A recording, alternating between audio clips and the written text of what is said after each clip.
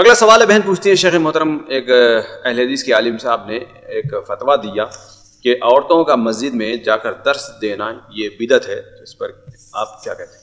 بھائی دیکھیے، اس کی ایک صورت تو یہ ہے کہ ہاں بھائی اس کو جو ہے عورتوں کے لیے اب ایک عادت بنا لی جائے کہ ان کا جب پروگرام ہوتا ہے، ضرورت ہے یا نہیں ہے، حاجت ہے یا نہیں ہے، جس طریقے سے مردوں کے جلسوں کا اہتمام مسجد میں ہوتا ہے ایسے ان کا بھی اہتمام کیا جائے. ظاہر بات یہ چیز غلط ہے، اور یہ بدعت اس معنی میں نہیں ہے کہ جو بدعت یعنی عبادات کا مسئلہ ہے، یہ بدعت یعنی ایک ایسی چیز ہے جس سے فتنے کے دروازے کھل سکتے ہیں.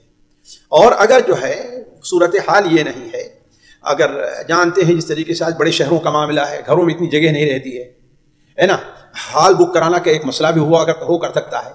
تو اب اگر پاس پڑوس کی کسی مسجد میں عورتیں، خاص طور پر دوسرا منزلہ ہے، تیسرا منزلہ، جیسا کہ آج کل اس کا اہتمام کیا جاتا ہے، تو ہاں اگر وہ جمع ہوتی ہیں تو اگر 2-3 شرطیں پائی جائیں تو جائز ہوگی. مثال تو ان کی آواز باہر نہ آئے، ہے نا.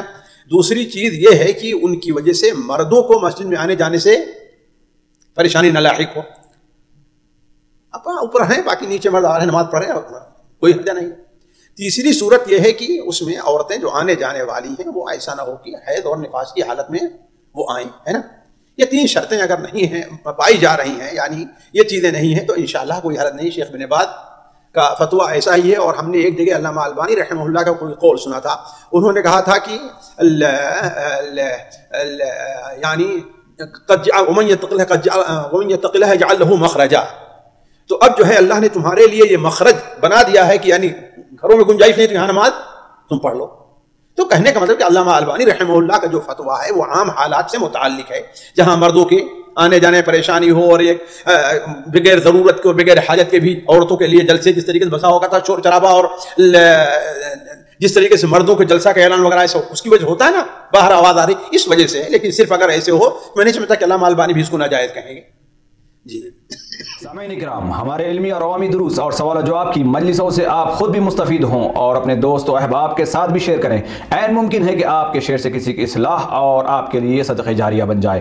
واٹس ایپ پر اسلامک میسج حاصل کرنے کے لیے نمبر نوٹ فرمائیں: یعقوب عزیز 00966 5089 59707.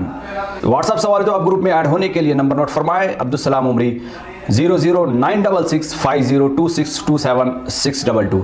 نمبر بھیجتے ہوئے نام اور پتہ ضرور لکھیں.